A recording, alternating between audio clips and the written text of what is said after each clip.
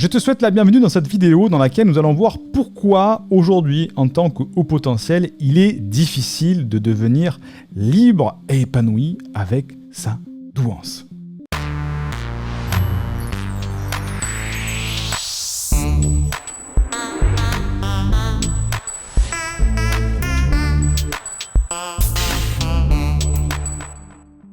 Je te souhaite la bienvenue à l'Université de haut potentiel dans laquelle nous apprenons aux personnes avec un profil haut potentiel intellectuel ou émotionnel à s'épanouir avec sa douance pour, je l'espère, co-créer un monde meilleur. Tu sais que tu as en description de cette vidéo ou du podcast un lien pour recevoir une formation ouverte, une première formation ouverte. Fais-le maintenant si tu as vraiment besoin de t'épanouir avec ta douance et ta singularité. Alors, comment ça se fait qu'aujourd'hui, on a vraiment du mal à s'épanouir avec sa douance ? Eh bien, il y a... on va voir deux étapes dans cette vidéo. Première étape, je vais te montrer, je fais un petit teasing, je vais te montrer des statistiques que nous on observe par rapport au bilan de détection de la douance. Et ensuite, on va aller un petit peu plus loin dans l'exploration de ces statistiques et comprendre, en ayant une vision un petit peu plus méta, pour aller comprendre comment est-ce que nous on utilise ça. Aujourd'hui, on valorise le résultat et on ne valorise jamais l'effort. C'est-à-dire qu'aujourd'hui, on va dire, tiens, quelqu'un a une réussite, quelqu'un gagne de l'argent, quelqu'un semble avoir du bonheur, quelqu'un est connu sur les réseaux sociaux, et on valorise le résultat, mais on ne valorise pas l'effort qu'il y a derrière ce résultat. Et le haut potentiel, il connaît très bien ça, parce que lui, il n'est pas dans cette quête de résultat absolu. En général, le haut potentiel, il est très peu intéressé par le côté... je veux me la péter en montrant que j'ai réussi, que si, que là, voilà. Mais justement, tout son travail, lui, il le fait un petit peu dans l'ombre. Donc ça, c'est la première information qu'il faut que tu mettes pour l'instant dans cette vidéo, et on va aller plus loin. Je te partage mon écran actuellement. On est devant des statistiques sur les formations de l'Université de haut potentiel. Donc on marche par cohorte de formation. Donc là-dessus, tu as 151 réponses. Par exemple, une cohorte, c'est une tranche de clients. Et on regarde ici un petit peu quelles sont les formations qui sont les plus utilisées pour savoir quels sont les besoins. Et on regarde surtout le niveau de satisfaction de ces formations.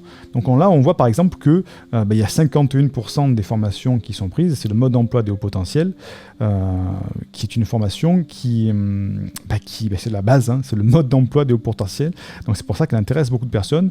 Il y a une deuxième formation, c'est SOS pervers narcissique, tu vois, qui représente plus de 30% des formations qui sont consommées au sein de l'Université des potentiels. Donc on voit qu'il y a des problèmes de victimes du pervers narcissique. Ensuite, on a ici Canalise tes pensées envahissantes et profite de l'instant présent, qui est une formation que l'on offre, mais qui, tu le vois, représente un faible pourcentage par rapport vraiment aux besoins des personnes. Donc nous, ça nous permet de voir un petit peu où se situent les besoins. Et rappelle-toi, je te disais, on valorise le résultat, mais pas l'effort aujourd'hui. Et souvent, on dit, tiens, c'est vrai que l'université, ça a l'air de bien marcher, tout ça, ils font des formations, ils les balancent comme ça fonctionne bien. Ouais, ça a l'air facile comme ça. Mais il faut savoir que derrière, il y a un travail vraiment de fond, un travail d'analyse, un travail de compréhension. Tu vois, on ne fait pas juste, tiens, je me mets devant ma caméra, je fais ma formation, je la mets sur le web, et puis après, je vais me dorer la pilule avec un mojito sur la plage. Donc, nous, on prend ces informations-là. Ensuite, on regarde le niveau de satisfaction des formations. Et là, on voit que parmi toutes les formations, on a un taux de satisfaction quand même super élevé, puisqu'il y a plus de 41,3% qui met un 10 sur 10, 32% qui mettent un 9 sur 10, tu vois, 13,3% qui mettent un 19 sur 10, un 8 sur 10, un 7 sur 10, tu vois, on a très très peu de personnes, tu vois, une personne qui a mis un 1, bon, ça arrive d'avoir des personnes satisfaites, 3 personnes qui ont mis un 3, et c'est justement là qu'on se dit, ok, bon, on regarde, on dit, effectivement, nos formations fonctionnent, puisque les personnes sont dans l'ensemble satisfaites, mais qu'est-ce qu'on pourrait faire pour ces personnes qui se disent, tiens, il y a des petits problèmes, pourquoi là, ici, par exemple, on n'a pas un 10 sur 10 là-dedans. C'est pour ça qu'on ne s'arrête pas là et qu'on va voir plus loin. On pose la question, quels sont les principaux enseignements que tu as retenus, en quelques mots, et là, on va analyser, justement, ce qui ressort de la formation pour voir si, en fait, le bénéfice que nous, on s'attend à proposer, à donner dans la transformation avec les formations, eh bien, si c'est bien celui qu'arrive à atteindre l'élève dans la formation. Donc ça, c'est intéressant. Ensuite, on a une autre question qui est quelle a été la plus grande révélation avec cette formation? C'est un petit peu un résumé de la première, mais ça nous permet vraiment de voir, parce que souvent quand on lit un livre, quand on suit une formation, on ne retient pas tout par cœur, on ne va pas passer le baccalauréat de la formation, on n'a pas un examen écrit à la fin, mais donc on a toujours une grande idée qui vient sortir après la lecture d'un livre ou d'une formation, et c'est là qu'on va poser cette question-là, c'est quelle a été la plus grande révélation de cette formation? Ensuite, on va dans la question intéressante. Que manquait-il à cette formation pour qu'elle soit parfaite? Et c'est là qu'on va commencer à creuser, se dire, bon sang, mais qu'est-ce qu'on aurait pu faire de plus, de mieux, ou de moins peut-être dans cette formation par rapport à ça? Là, on voit par exemple, il y a des visuels attractifs, les témoignages de HP qui ont réussi suite à cette formation et qui l'approuvent en fonction de leur parcours, peut-être plus de directives pour mieux protéger les enfants contre le PN, des schémas en insertion dans la vidéo, un entretien individuel avec toi. Bon, on va prendre tout ça en compte pour améliorer justement les formations existantes et les formations à venir. Après, on demande si le groupe d'entraide Facebook des élèves a-t-il été utile. Oui, ouais, par exemple, il y a des gens qui disent j'avoue que j'ai du mal avec certains commentaires envahissants, je n'en fais pas partie, et certaines personnes qui n'aiment pas aller sur Facebook parce que pour eux, c'est pas assez sécurisé. D'ailleurs, on réfléchit, c'est d'ailleurs pour ça qu'on réfléchit à avoir une plateforme beaucoup plus indépendante. On va donc prendre les informations là. Ensuite, on dit que dirais-tu à quelqu'un qui hésite à suivre cette formation? C'est toujours intéressant de poser cette question-là parce que nous, on essaye d'argumenter pour montrer le bénéfice de la formation, qu'est-ce qu'elle peut t'aider à faire comme transformation, mais parfois, c'est pas exactement ce qui se dit dans la vie courante. Tu vois, par exemple, si quelqu'un se dit, effectivement, l'hypersensibilité, c'est très présent chez moi, mais tu devrais aller voir, suivre les formations de l'université, voilà ce que j'ai pu faire devenir. Et là, c'est intéressant d'aller voir le cœur de ce que les personnes ont appris, ressenti, eu comme transformation derrière. Et après, on a les témoignages, bien sûr. Si tu as un témoignage à me faire, je serais heureux de te lire. Et là, on a des témoignages qu'on le recueille au fur et à mesure. On a beaucoup de témoignages. Tu vois, on en a 125 réponses de témoignages. Donc, c'est des personnes qui laissent des témoignages positifs, tu vois, toujours en général très positifs, en texte et parfois en la vidéo. Enfin, parfois, souvent en la vidéo. D'ailleurs, on a une page de témoignages vidéo où il y a plus de, 57, témoignages vidéo, les témoignages écrits. Bref. Donc, tu vois que derrière tout ça, il y a vraiment un travail de fond qui est l'effort qu'il y a derrière à fournir. Et je veux que tu mettes ça en écho avec ta vie à toi, ce que tu fais aujourd'hui par rapport à ton épanouissement. Et se dire, tiens, effectivement, c'est vrai que dans la vie classique, dans la vie de monsieur, madame, tout le monde, dans la vie des normaux pensants, on valorise que le résultat. À l'école, qu'est-ce qu'on va valoriser? J'ai eu le bac. Est-ce qu'on valorise les efforts qu'il y a eu derrière? Non, on ne valorise que le bac. Dans un métier, on va valoriser la promotion, on va valoriser le salaire que la personne a obtenu, on va valoriser la classe sociale que la personne a atteinte, mais on ne va jamais parler de l'effort qui est fourni. Et on est dans une société où malheureusement, si l'effort était récompensé, eh bien tous les mineurs de charbon seraient récompensés parce que c'est eux qui fournissent le plus gros effort. Et ce n'est pas eux qui ont l'impression d'avoir la meilleure réussite. Donc, la vie, j'ai entendu l'autre jour une citation qui était assez intéressante, c'est que la vie est un film dont on a raté le début et dont on ne connaîtra jamais la fin.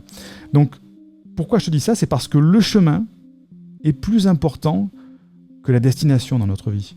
Le chemin, l'effort que tu vas réaliser, le travail que tu vas mettre est toujours plus important que juste la réalisation à la fin, plus le résultat à la fin. Parce que on est dans une société qui nous a biaisés par rapport à ça. Le résultat. Alors qu'en fait, c'est l'effort qui est intéressant, c'est l'effort qui est motivant, c'est l'effort qui va te construire, c'est l'effort qui va te donner confiance en toi. Et aujourd'hui, comme je te disais au début de cette vidéo,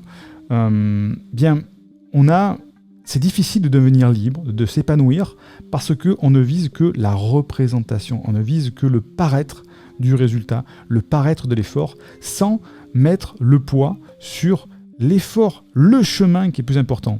Aujourd'hui, on nous vend, comme je disais tout à l'heure, on nous vend la fin de l'histoire et on ne nous vend pas l'histoire en elle-même. C'est comme si je te disais, tu vas voir un film au cinéma, mais je te raconte juste la fin, on te montre que la fin. Oh, il était génial ce fin, la fin de ce film était géniale.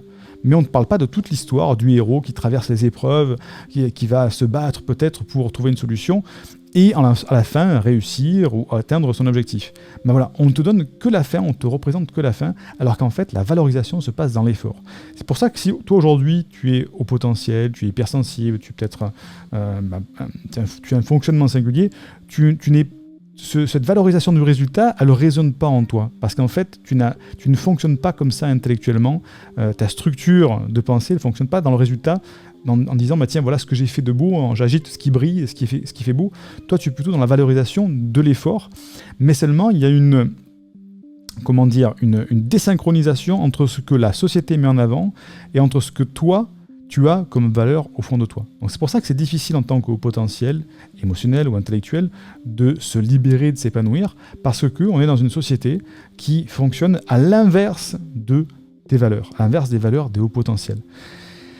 C'est pour ça qu'il y a de gros écarts, c'est pour ça qu'il y a de grosses incompréhensions, c'est pour ça qu'il y a souvent ce gros mal-être qui est là, parce qu'on ne se reconnaît pas dans la société, on a l'impression d'être un extraterrestre, tombé dans une planète inconnue avec des gens qui fonctionnent totalement différents, et on se dit mais comment je vais faire pour devenir libre, épanoui dans cette société qui ne fonctionne pas comme moi, qui valorise juste le résultat et pas l'effort que moi je fournis au quotidien. Ben c'est là une véritable question, et c'est là où justement il faut apprendre à te refaire confiance, réapprendre à avoir confiance en toi, en ta singularité, parce que ta singularité, lorsqu'elle est exprimée, va créer des résultats qui sont parfois au-dessus de la moyenne de beaucoup de personnes. Quand on fait une rétrospective des dernières années, peut-être des 100 dernières années, même un petit peu plus loin, et qu'on voit toutes les personnes qui ont eu, on va appeler ça des réussites, tout au moins qui ont changé le monde de manière positive, on se rend compte qu'il y a beaucoup de profils qui sembleraient être au potentiel. Prenons le plus connu, Einstein, je ne pense pas qu'il était comme monsieur et madame tout le monde. Léonard de Vinci, je ne pense pas qu'il était comme monsieur et madame tout le monde. Il y en a plein comme ça qui étaient différents. Et aujourd'hui, pour ne citer que quelques-uns, je ne pense pas qu'Elon Musk, alors on l'aime ou on l'aime pas aujourd'hui, sujet d'actualité, mais ne soit quelqu'un comme monsieur et madame tout le monde. Ils ont tous eu des singularités qui se sont exprimées différemment, et aujourd'hui, on valorise leurs résultats, ces personnes-là, alors qu'en fait, derrière, il y avait un énorme effort qui était fourni, un énorme travail, un énorme travail sur la confiance en soi aussi pour pouvoir s'épanouir. Et Elon Musk aujourd'hui, Einstein, il n'y a pas très longtemps, et Léonard de Vinci, ils n'ont pas eu une vie très facile. Quand tu regardes leur biographie, ça n'a pas été rose tous les jours. Il y a toujours eu un gros parcours, mais aujourd'hui, on n'en parle plus. On dit Léonard de Vinci, quel génie, regardez-moi ça, les peintures qu'il faisait, les sculptures, etc., les inventions. Einstein, oh là là, la relativité restreinte d'Einstein, c'est extraordinaire. Mais est-ce qu'on a vu au début qu'il était rejeté par rapport, qu'il était mauvais à l'école? Elon Musk, c'est pareil. Aujourd'hui, Elon Musk est un génie, il envoie des vaisseaux sur Mars, etc. Mais est-ce qu'on regarde son parcours avant? Non, parce qu'ils ont eu un parcours singulier. Et c'est pour ça qu'aujourd'hui, je voudrais te dire, si tu veux être libre, épanoui, valorise ton effort pour reprendre confiance en toi et inspire-toi de ces modèles-là. Alors, je t'en ai cité 3, mais il y en a plein d'autres. Tu prends ceux qui t'inspirent vraiment pour te dire, ok, il faut que je me fasse confiance, il faut que je croie en moi pour m'épanouir et arrêter d'écouter ce que me dit la société au niveau de la réussite. La réussite, c'est pas un 20 sur 20 au bac, c'est pas un salaire de 5000 €, c'est pas des photos, des followers sur Instagram, sur YouTube.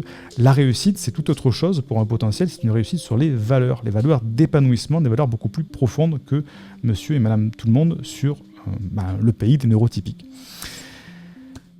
Mets un petit like à cette vidéo si elle t'a plu, ou un dislike si ça t'a pas plu. Laisse-moi un commentaire pour me donner ton avis. Et surtout, partage cette vidéo à quelqu'un que ça pourrait aider. Et je te dis à très vite pour une prochaine vidéo. Bye bye. Indique-moi en description à quelle adresse t'envoyer la formation offerte qui s'intitule « Canalise tes pensées envahissantes et profite de l'instant présent ». Et surtout, partage cette vidéo à une personne de ton entourage que ça pourrait aider. Et n'oublie pas, comme le disait Einstein, la folie c'est de faire toujours la même chose et de s'attendre à un résultat différent.